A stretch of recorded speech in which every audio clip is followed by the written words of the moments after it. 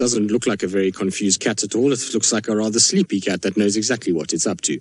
But as you can see, Nsuku is absolutely passed out. He is on the runway of Chitwa, taking it very easy and is having a good snooze, as is Tingana, who has positioned himself quite elegantly in the bows of a marula at the other side of the airstrip over there. So there's Tingana having a nice little sleep. He looks perfectly happy in the tree, got his legs draped over, and so neither one seems to be worrying about the other one at the moment. I feel like everything is going to be fairly quiet until this evening, and then there should be a lot more going on later in the day. I think for now, Tingana knows being up in the tree is definitely a better option than being down on the ground, and so he's just going to sleep it out and wait to see what goes on. Now, I have no idea where the carcass is in relation to where either one of these animals are. Ali was here this morning, so she will have a better idea of where the carcass was, or if there is even a carcass that's left. And maybe this male lion came up and ate it, and he's just kind of sitting around, lounging and waiting for Tingana to move. I don't know, but we'll investigate just now. We only just got here, and so we have plenty of time to have a little look around, although I think this might be a very busy sighting indeed, given the amount of radio chatter there is about it at the moment. Nsuku, though, very sleepy, which is not what, well, I wouldn't have expected anything less from a male lion at this time of the day. I would have imagined that they would have been very sleepy and kind of taking it quite easy. I didn't think Nsuku would be too busy, especially given that he was roaring late into the morning. I think he's made his statement, and now he's just going to take it nice and easy and really kind of just enjoy the cool sand that is on the airstrip. But how incredible is that to see not only a leopard, but a male lion in the same place? Not every day that happens, and certainly a very, very special thing. I don't know what it is about this airstrip. There is something about Tingana and the Birmingham boys and the Chitwa airstrip that they all seem to get themselves into this tangle and this kind of dance-off that happens. All we need is just Tamba and Hosanna to arrive, and that will sort of complete the picture that we had the last time we had the Birminghams and the leopards all together, which is, you know, a few months ago when they were kind of all feeding, or three leopards were feeding off the kill, while I think it was Mfumu that day. I can't even remember, actually. Maybe it wasn't. It was watching from afar. So lots happens on this airstrip, and it's obviously a good place for hunting because of the number of leopards or number of prey animals that hang around here. It's always been a great place for hunting. Had many different leopards on kills in this particular area, so it's not surprising at all that Tingana maybe had this. But I have a theory, which I was talking about just now before Byron started to go on about 10 antelope species that he couldn't even name. But I have a theory that maybe this might have been Kuchava's kill. Maybe that's why she went and fetched the cub and why she was out and about, and that she was actually seen, is because potentially she made this kill and Tingana heard it and maybe stole it. That's very possible, because she was seen not far from here heading in this direction, and all of a sudden then changed direction and went an opposite way. So I wonder if maybe she didn't kill this, went to go fetch the cub, maybe to introduce that cub for the first time to meet. I don't know, but it would be a sensible option to think about. Whether or not it's true, I have no idea. And like I say, Tingana could have caught this on his own accord, but you never know with Tingana. He's always been good at robbing kills from others, as have the Birminghams. Now I'm going to reposition a little bit, just so you guys can see more than just the back of a head and some legs dangling from a tree. I'm going to put you in front of Nsuku for a little bit, just so you can kind of see his face and see the beauty that he is. He's one of the more sort of pretty of the Birmingham coalition. I think he is one of the better looking fellas. Him and Nena are the two good looking fellas out of this coalition, in my opinion. So, Lauren, you're wondering about runways. What happens? Do we use the runways? Are the runways used when lions are on them? So, normally what would happen is that a sound of an aeroplane buzzing overhead is enough normally to get a lion to get up and move off it. But if they do not get up and do not move, what they can do is they can shift some of the planes to land at other runways. So we do have elephant planes and Arathusa in this area that can be accessed by all of the lodges. So they can just shift a plane that way if it's something big. But generally what they'll do is just drive the cars here and kind of just try and edge the lions off. It's for their safety, it's for the people that are landing safety, and and that's what they normally try and do. You'll find, though, that it's, this male lion wasn't actually lying on this runway all day today. During the hotter parts of the day, he was under the tree. Apparently, he just got up from under the tree and walked over here and flopped down again. So he hasn't been lying on the runway all day, but generally he would get kind of pushed off the runway by a vehicle just to make sure that he's out of the way and doesn't come running onto the runway as a plane would land. Actually, on this runway, I've had an interesting experience where the Styx Pride pulled down a giraffe mid-runway, just on the top of this, and they had it over the whole of the runway. It was literally lying over the whole thing. And so for the first kind of day or two, we let it slide and we just diverted planes, but it got a bit ridiculous because we had rain, and Arathusa airstrip at that stage was not a paved or tarred airstrip, and so we couldn't land planes there. Elephant Plains was closed, and so all the planes couldn't land, and the only place that they could land was Chitwa, because Chitwa drains very well. And so what we had to do is we actually had to get a tractor, and we had to kind of push the lions off a little bit, and then we had to move their giraffe carcass, which wasn't so much fun, tying a rope to a rotten giraffe while a pride of lions looks at you. And then we had to drag it off onto the open area, and that allowed some of the planes to get in so that all the guests could get into this area, because obviously, it's a massive expense that some of the guests go through to book their flights into this place, and it's not easy to just change that in a day's notice. You can't just get another flight or another transfer in, and so it had to be done. Unfortunately, it wasn't exactly the ideal thing, but we had to do it. But it was amazing just to see that they didn't actually care, because once we dragged it off, they just sauntered on over and sat back next to the carcass as though nothing had really happened, which is pretty cool. Anyway, we're going to try probably reposition a little bit, see if we can get into a place where we can see Tingana while Nsuku sleeps. And so while we do that, let's send you off to Byron, who I think is looking at a bird that might want to feed off some blood as much as Nsuku does. Indeed have our male lion and male leopard. Well, Nsuku is still fast asleep. I was about to go towards Tingana and he opened his eyes, and then of course as you come to us he closes them again. Hopefully he's going to give a little eye opening glance at us shortly, because Fergus is framed beautifully for those golden eyes of Nsuku to just pierce towards us. They're slowly opening. Are they going to open? Nsuku, come on. No, he's decided I'm out. So, like I say, he's still very, very sleepy indeed. I don't think he's going to have a situation where he's going to wake up for too much this afternoon.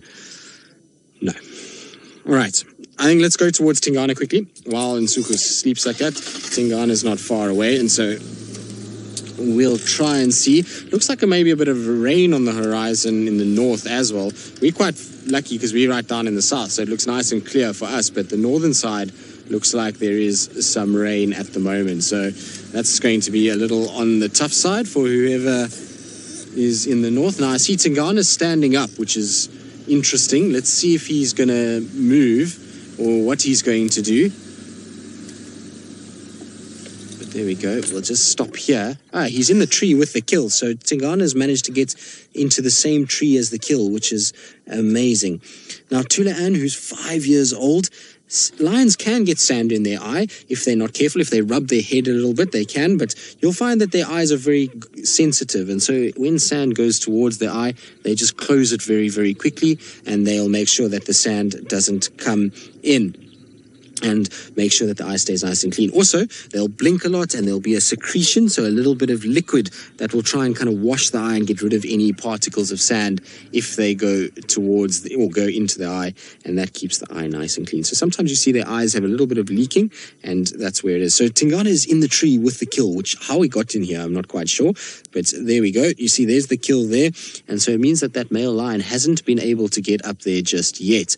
And I wonder if Tingana makes his way towards that kill and goes into that area, if maybe Nsuku might wake up and actually try and move back towards the side. It will be interesting to see how it goes. It's going to be a kind of standoff, I think, between the two of them. But Tingana doesn't look all that bad. I mean, I've seen many a leopard that's looked horrible and condition not good. And when we saw Mvula the other day, he really didn't look good. But I mean, Tingana is not as bulky as he could be, but he's not exactly out of it for sure. I mean, he's still fairly decent condition. He's got a bit of a skinny back leg area, but that comes back quickly. And if he's got himself a meal like this and he's managed to kind of hoist it and he can feed off it for the rest of the day, he's going to be okay, I think. I think he'll kind of come right. I mean, obviously, we don't know what's going on inside, but he certainly hasn't lost that much condition that I would write him off. I think he's still in good enough condition to kind of keep going for quite some time still.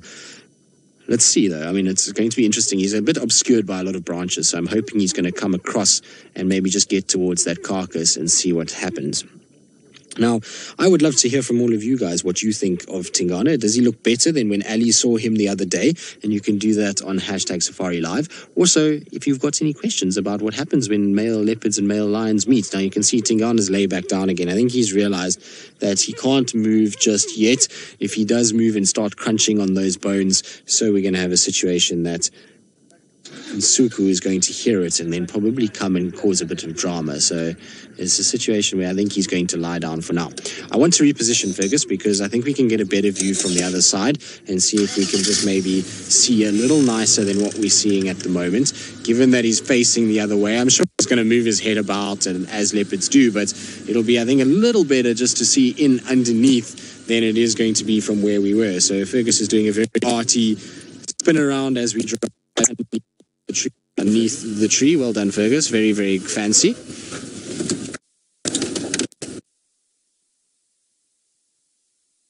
A lion would probably be able to get all the way to pretty much is at the moment.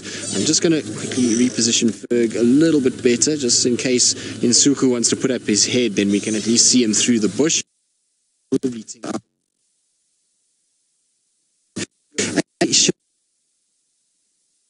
And should be able to kind of go all the way to the sort of top of those trees. As long as there's a fairly thick branch, he should be able to manage to do it. In this case, I think even where Tingana's lying, he would be in potential danger. Now, I apologize if there was some breakup while I was driving around. And unfortunately, we're right on the southern side of Chitwa airstrip, which means that sometimes Jigga, unfortunately, loses a little bit of its connection. And so I do apologize about that. But it's an interesting tree. I actually think that impala carcass may be a little bit high for that lion, and maybe the lion just loses its nerve trying to get up to that point. It is quite high up, and it is a big marula, and so maybe this male is just a little nervous. He doesn't have the same tree climbing ability that maybe Tinyo has got. We've seen Tinyo going up and grabbing a carcass from quite high up from Tundi the other day, which was a lot easier, I think, than this, and maybe that's why Nsuku actually hasn't gone up there just yet, and Tingana's put it in a place where it's going to be quite difficult for that male to get to it. And even if he tries to drag it a little bit further up, I think, you know, he's probably fairly safe where he is now. It'll be interesting to see. I mean, we're going to try and stick around for as long as we can. It is going to be a busy sighting, so it will be interesting. Mac, no. So Tingana will not move a carcass to another tree, and the simple reason for that is that any movement he makes in this tree is going to attract the attention of that male lion, and coming down and trying to drag a carcass slows him right down, and it's just going to make him fodder for a attack by a lion. So it's better just to keep it up in the tree, for him to be up in the tree, and even if that lion climbs up, he'll go on to much smaller branches than what Nsuku can be on. So he is able to balance much better. He'll be able to get onto branches that are much narrower that Nsuku won't trust his weight on. And so Tingana is better off staying up in the tree, waiting for Nsuku to leave, and also to just keep the carcass up there. If he came down and dragged that carcass, it's most certainly going to end up in either him being robbed or him even being robbed and killed at the same time. So he needs to be a bit careful of that and needs to stay away. The other good bit of news I've got is, other than the fact that Tingana is in the same tree as the carcass, is that I believe Hukamuri is nowhere near our area anymore. He's gone all the way back west towards Simbambili and is lying very close to Simbambili Dam, which is great news. It means that at least Tundi is all right for now. Hopefully the little cub is okay, and, you know, she can rest a little bit easier for now. We know that he can move a long distance, but at least he didn't linger around the area where Tundi and cub was for too long.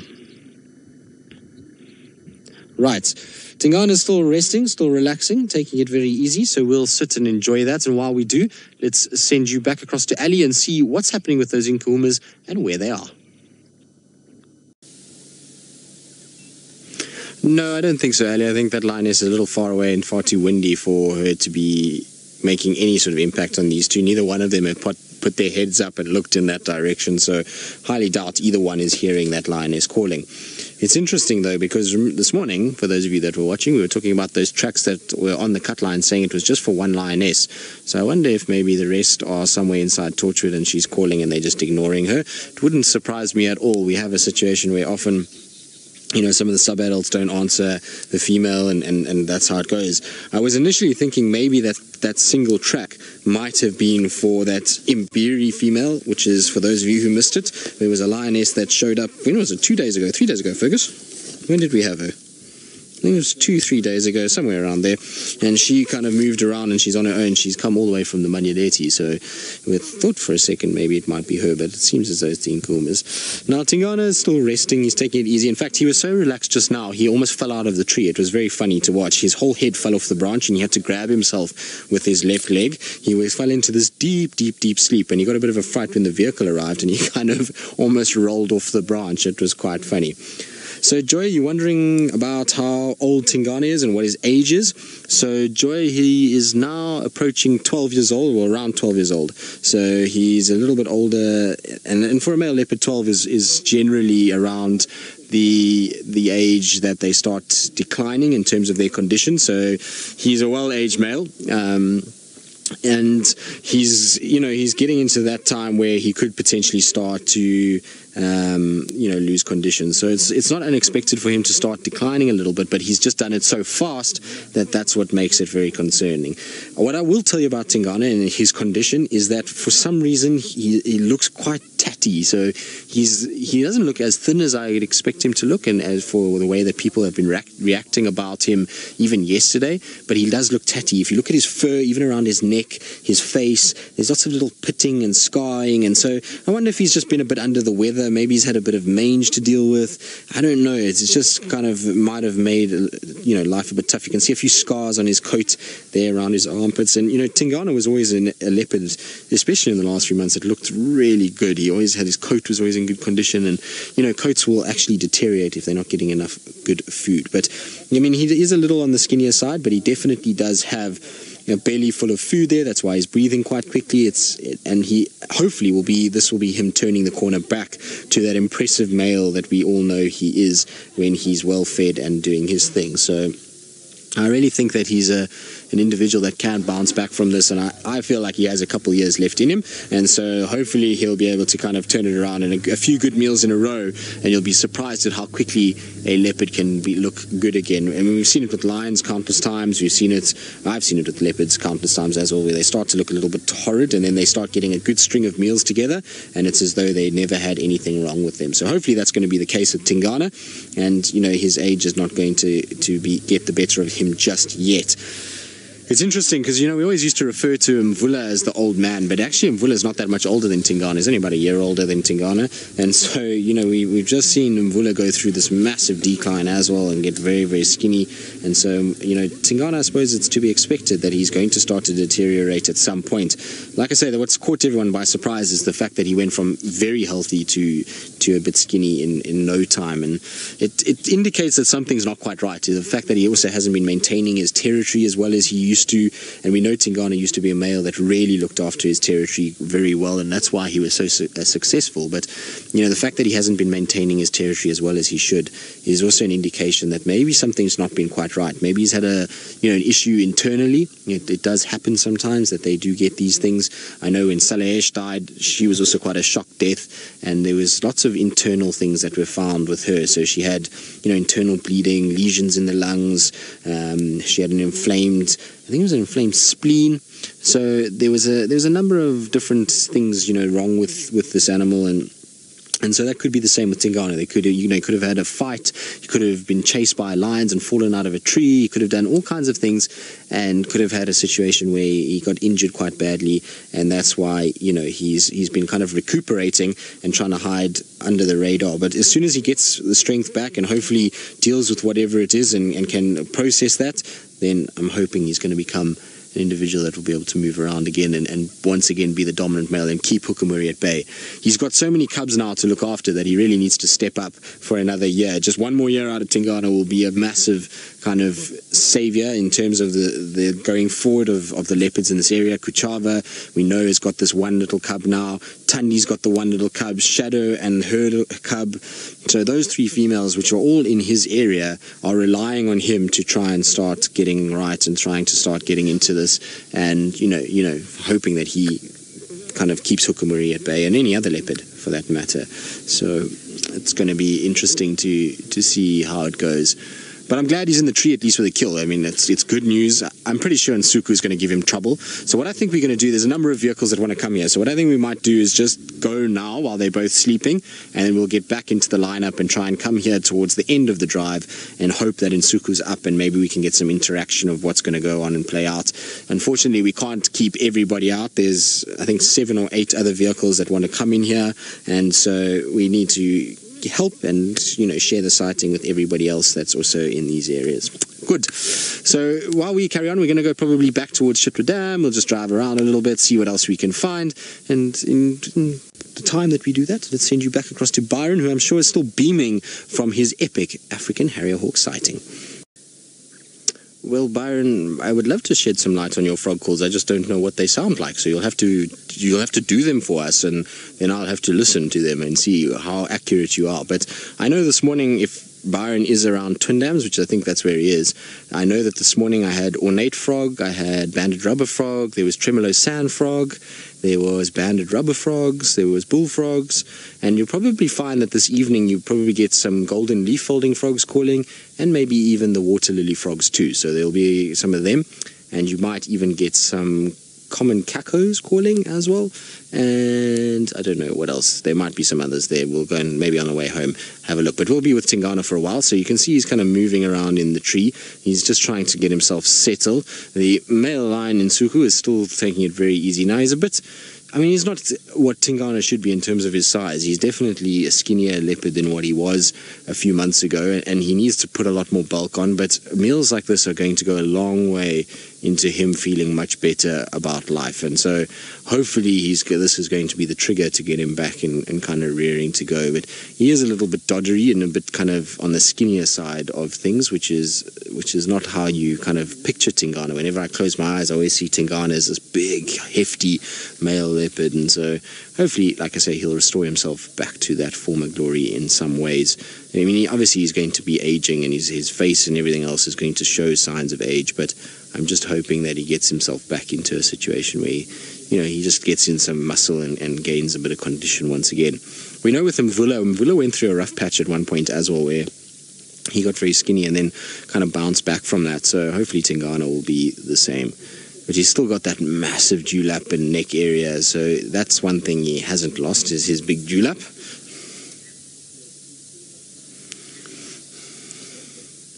So Joy, you're wondering if we do... Oh, you see, I'm also catching myself, Joy, so I also have to apologize because I also got told off by Rebecca that I say wondering too much. Sorry, Rebecca. And Ali, I know, is talking about it just now, so both Ali and I have it on the brain, and, well, it's the way it goes. Sometimes you'll have to all tell me what new word I can use. But, Joy, you are pondering. How about that, Rebecca? Can I use pondering? Is that better or not? Anyway, Joy was pondering. Now I've forgotten what Joy was pondering. So, Rebecca, you're going to have to tell me the question again. And I promise Rebecca is not a nasty human being. She was just telling us that we say it too often. And she's right. We, as presenters, get into these situations where we say words over and over again. So she's totally right in letting us know. There we go. So, not on all the autopsies that die. Some of the predators that die will have a situation where we know what happened to them. So let's say like that tailed lioness that is in that died on Londolozi. She died of old age, and by the time they found her carcass, there was really nothing left to do an autopsy on. But if it's something sudden like Salahesh, then yes, they do an autopsy on that, because she just dies. They don't really know the cause of it, and when an animal just kind of keels over and dies for no real obvious reason, an autopsy needs to be done in case there's a disease that's spreading, in case there's some sort of issue that they need to try and sort out. And so that's when we'll get a situation where they do an autopsy. So, you know, the animals that we can find, we must remember that some of the animals we just never see any trace of them. So, you know, there's certain leopards that have disappeared that we've never known what's happened to them or where they've gone. Lemula is a case in point. Lemula just disappeared out of this area and in all likelihood was killed and probably eaten before anyone even knew where he was. And so that does happen from time to time as well. So, you know, we'll see how it goes. We'll see, you know, if any of our well-known leopards do kind of just, you know, pass away and they're not in any reason that we can see what's wrong with them, then I'm sure an autopsy would be done. Tingana, what are you doing, boy? Are you going to lie down, sit up? What's going on? He's a little bit kind of unsure. I think he just doesn't want to feed at the moment because feeding is going to attract attention of that male lion. Him moving around in the tree, maybe not so much, but as soon as he goes towards the carcass and tries to even eat, he's going to have a problem because that male lion's going to hear the crunching of the bones and it's going to make him a lot more interested. And so I think Tingana's just kind of hoping that Nsuku grows tired of this whole situation and just gets up and walks off it, and especially if there's a lioness contact calling that might call a little louder and Nsuku might hear it and go and investigate. I think that's what Tingana's banking on. He's obviously a very experienced campaigner. He's probably dealt with lions a lot more than we even realize, and that's maybe why he's just sitting and waiting to see what happens. Now you will notice a light that is on Tingana, so for those of you that are not used to lights being on him, the other game drive vehicles unfortunately don't have the capability to switch their eyes into infrared, and therefore they can't just kind of see the leopard when it gets dark. They don't have the abilities that we do to be able to put infrared lights on and film, so they do use spotlights to be able to show what goes on at night. You'll see that most of the time though the light, the main source of the light, will hit the chest of the animal or just around the feet, and then the rim and periphery light highlights the face, and that allows everyone to kind of see what's going on. So they purposely will not shine into the eyes of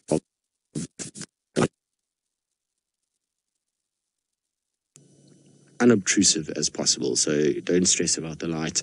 It is something that is used out here all the time, and I've spoken to a vet about this, funnily enough, and asked them about lights in animals' eyes, and they say that with the cats there is actually no effect on them. Their eye is able to deal with it, and while shining directly in is going to certainly be uncomfortable for them and they're going to close their eyes, the actual light and the ambience of that light is not affecting their vision going once you leave. It's not like one of the antelopes that if you shine into their eyes, the antelopes can have an effect where they can't see very well after you have shined the light. The cats, for some reason, which I don't understand, he did give me a whole bunch of technical jargon, that their eye apparently responds much better to light and can react much quicker to changes in light. So apparently it's all okay, and that's why it is still done. But like I say, you'll see that it's not going to be directly in his eyes, which is always a good thing.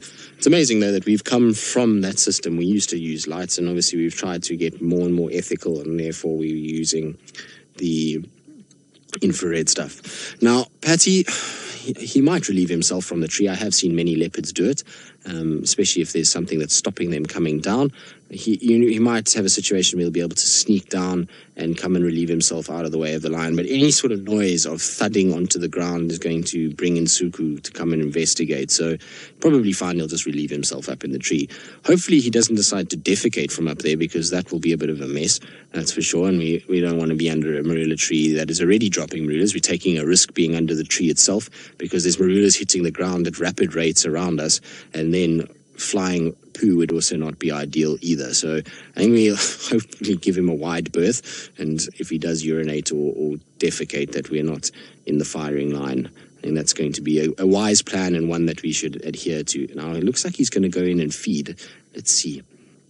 Tingana, are you going to try and feed? No, he's just going to position himself. He's edging. Wouldn't be surprised we start to see him sort of salivating at the thought and prospect of trying to have a little nibble while that male lion is still kind of snoozing. Nsuku looks as though he's fast asleep. I can't see him nicely, but he's on the airstrip and having a little bit of a nap. Right.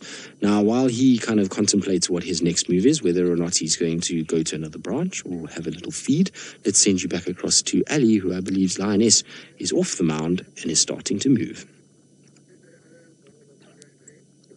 going to come down from the tree. It looks as though he's going to pass out on his front legs and have a snooze again. He's got his little tongue out, and he's doing his best Hukumuri impression at this stage with his tongue hanging out like that. And he's almost kind of, like I say, he's got his legs draped over either side of the branch. It doesn't look as though he's going absolutely anywhere. It's almost like he's fallen asleep standing up. So Tingana, why don't you get yourself more comfortable? If he just slid back slightly, he would be in a situation where he could actually just flop down and sit and watch from where he is. But at the moment, he's just kind of taking it very easy and sitting and almost just hoping that he'll stay standing while falling asleep by the looks of things. Now, Fergus, do you think we should move a little bit? I think maybe we should move. Maybe we can get at least his face in our shot rather than his bum. Although his hips look better. Just can you zoom in a bit on his hips there, Fergus, just for me? I just want to see how the muscle sort of situation is on his hips. A little skinny. There's a bit of a protrusion of his hips, but otherwise looking not too bad. I mean, it's better than I think what it was a few weeks ago, or a few days ago, should I say. Right. Well, I'm going to move, and I'm going to see... Oh, wait, hang on. Tingana's moving. I just wanted to see where he goes, but I'll reposition so we can see his face. And while I do that, let's send you across to Byron, who's on the prowl for night crawlers.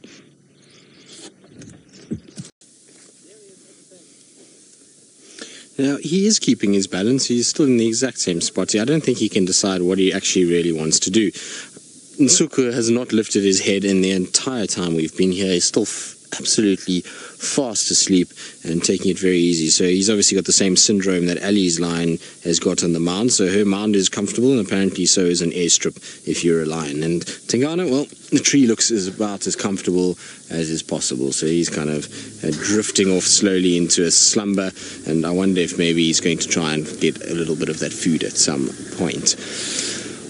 But it is that time, unfortunately, where we need to start heading home. There's also another couple vehicles that do want to get in. We kind of snuck back in between everybody just so that we could be here for the end of our evening, which is hopefully going to be a delightful sort of thing for all of you, and that you've enjoyed this afternoon. It seems to be a little bit of everything. There's been crazy stuff with the scorpion and the African harrier hawk. Obviously, the lions and the leopards have also stolen the show. So from everybody, it's been an absolute pleasure, and I hope that we will see you all tomorrow morning on the Sunrise Safari.